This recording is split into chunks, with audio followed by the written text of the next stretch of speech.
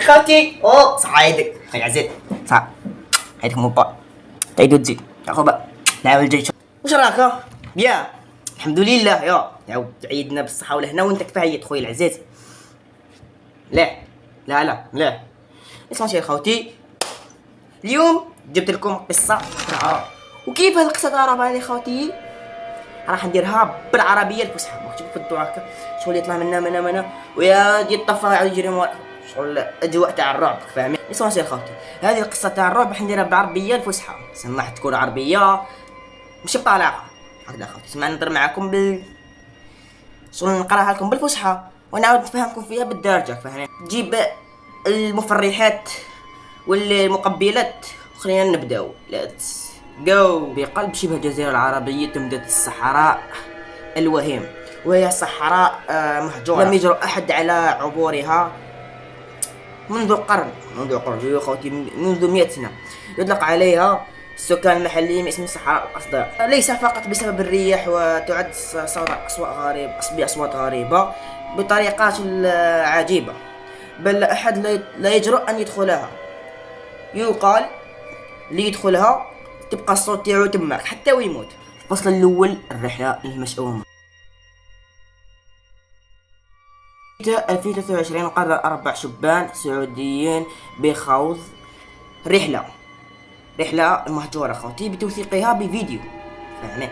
الفيديو هذاك ما كانين 4 سالم قائد الفريق، ماجد خبير في الخرائط والمواقع الجغرافية، ناصر المختص في معدات التصوير الليلية، وفهد المغامر والمهتم بخرافات الأسطورة المحلية. بدأت هذه القصة كما سمعوا من واحد الشيخ على قصة الصحراء الوهيم، هي اسمها الصحراء الوهيم في البلدة اسمها بلدة الحاسيل إن شاء الله بكم تقطع اسمها أنتيك. لم يستطيعوا مقاومة الفكرة. الشيخ حذرهم قائلا اللي يدخل هناك الصوت يرجع بس هو ما يرجع. اسمه الصوت يرجع بس هو ما يرجعش يموت. قالوا ضحكوا على السيد خوتي وقال له هما قالوا بين بلادي غير خرافة. السيد قال لهم دبر يساتكم انا حذرتكم حذر من ان. الفصل الثاني اول علامة. في يوم الثالث من الرحلة بداوا يشعرون بانهم ليسوا وحدهم. كاميرا ناصر سجلت الصوت خطوات خلفهم رغم انهم كانوا في قلب الصحراء ولا يوجد اثر للبشر. في الليل اثناء معسكرهم سمعوا صوت فهد يصرخ من جهة بعيدة لكن فهد كان نائما بجنبهم. ركض سالم باتجاه الصوت وعاد بعد دقائق وهو فهد أنا سمعت صوت يناديني. في يوم التالي لاحظوا أن ماجد لم يعد يتحدث. لم يكن مريضا لكن كان صامتا تماما ينظر إلى الأفق بلا تعبير. عندما سألوه ماجد أصوات لا تسكت حتى بعد الموت. الفصل الثالث بوابة. في يوم الخامس عثروا على تكوينات صخرية غريبة وسط الرمال تشبه بوابات غريبة منحوتة في لا شيء. واحدة منهم كانت محفورة عليها هذا الباب عابرين لا يعود منها إلا الصدى. اقترب ناصر من البوابة لتصوير وما إن مر أمامه حتى سمع جميع صرخ مدوية صراخات مدوية بدأوا يعيطوا كاع تمشيوا مع خوتي صراخات أخرى. قال لك اختفى ناصر ولم يعد له أثر. اسمع خوتي شغل فتحت الأرض تهبط ديريكت عاود تبان هكذا خوتي. في تلك الليلة لم ينم أحد. بدأوا يسمعون صوت ناصر من بعيد يطلب المساعدة لكن فهد منعهم من اللحاق به قائلا الصدى ليس هو الصوت بل ما بقي منه.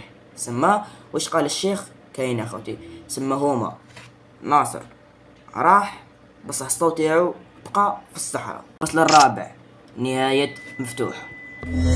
سالم كان يكتب كل شيء في دفتر صغير شو كناش وفي يوم السابع كتب آخر ما وجدته في المذكرة.